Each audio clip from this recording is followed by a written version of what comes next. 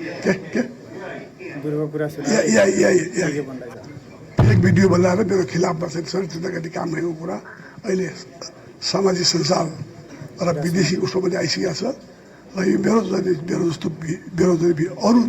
देशको भिडियोबाट सोधेर तानेर ल्याएर मेरोमा हालिदिएछ मलाई देखाएको थियो त्यो एउटा आएको छ किताबले त्यो के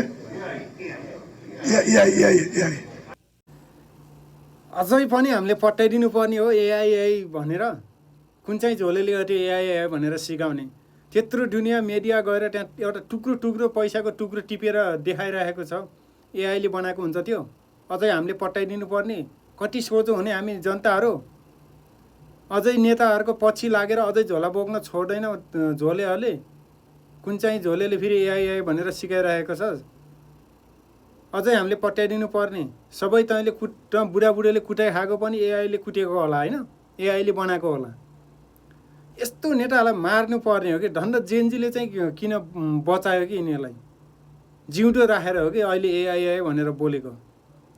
मारेर एआईले मार्यो भनिदिनु पर्ने हो कि